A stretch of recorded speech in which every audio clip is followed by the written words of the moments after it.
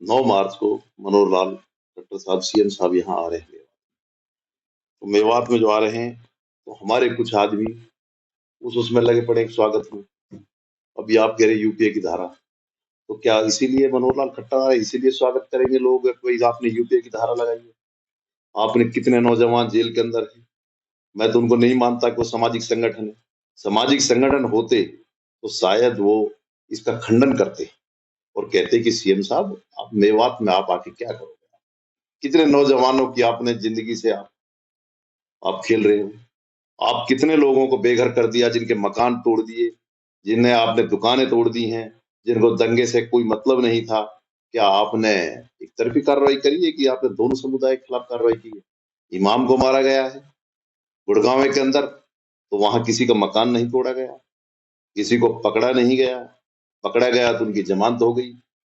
और दूसरा ये है कि सोना के अंदर दंगा हुआ, उसमें किसी पे कार्रवाई नहीं हुई, उनके मकान नहीं तोड़े गए। पलवल के अंदर दंगा हुआ, उनको उनका कोई मामला नहीं आया सामने, उन पर कोई मुकदमा लगा, उनका मकान तोड़े गए हों। क्या एक तरफी कार्रवाई है?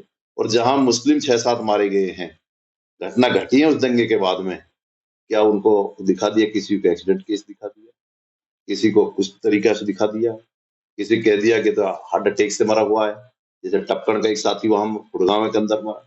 तो ये सारी सरकार की ये सरकारें पहले दंगा रोकने का काम करती थी, अब सरकारें दंगा करा रही है। ये समझ में नहीं आ रहा है हो क्या रहा है। तो ये यही हो रहा है कि ये तो आज हमारे जो समाज सेवी के रूप में मैं कहता हूँ ना कि भेड़ की खाल में भेड़िया पैदा हो गई।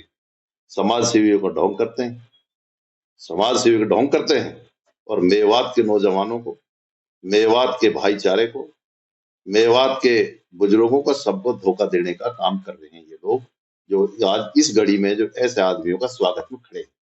अब आप देखते रहो, आप सुरक्षा पर क्या हो रहा है, कहाँ सुरक्षा है। एक 2 बार का विधायक, एक एक बड़े दल का एक आदमी, उसका प्रदेश का अध्यक्ष, और उसको दिन में रोक कर उसको गोलियों से भून दिया। तो आप सुरक्षा पे देख लो, कहाँ सुरक्षा है? सुरक्षा की बात करते हैं तो कहाँ सुरक्षा है? एक ऐसे अहम आदमी जो को सरकार, उसने सुरक्षा मांगी तो नहीं दे पाए, और उसको उस टाइम दिन में गोली मारकर वो आराम से अपने घर पे आराम कर रहे हैं। जिन लोगों ने मारा, ये राजनीतिक हत्या है, ये कोई और हत्या नहीं है।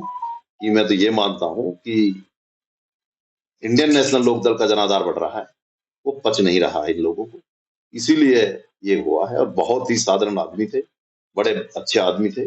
मैं तो पार्टी में तब गया हूँ, मेरी लास्ट उनसे मुलाकात थी, और जब जा रहे थे गाड़ी, जब भी मेरी उनसे फोन पे बात हुई है, मैं उनसे 1 महीना पहले मुलाकात मेरी कही होती है, तो बड़े साधारण आदमी थे। और मैं जब जजपा में ही था, तो मुझे 1 घंटा का समय दिया, बैठ के चाय पानी पड़े, सर फिर मुझे को गाड़ी में बैठाने तक वहां तक आई। बहुत ही अच्छे इंसान, नेक इंसान थे। तो फिर ऐसे इंसान को प्रदेश में जीने का हक नहीं है, तो बताओ किस तरीका के लोग जिएंगे? आप ये इंडियन नेशनल लोकदल पार्टी जनता की पार्टी है, इसलिए ताऊ देवीलाल के खून पसीना से पार्टी खड़ी करी है। इसमें ताऊ देवीलाल के आशीर्वाद से पार्टी ने देश और प्रदेश में काम किया है। हमारे आदरणीय ओम प्रकाश चौटाला 5 बार के विधायक रहे, वो मुख्यमंत्री रहे, 5 बार मुख्यमंत्री रहे, विधायक तो कई बार रहे वो। उन्होंने घर घर, गांव गांव हर बुजुर्ग का सम्मान बढ़ाया, हर नौजवान को नौकरी देने का काम किया। मैं कहता हूँ कि इससे बड़े कोई पार्टी नहीं है।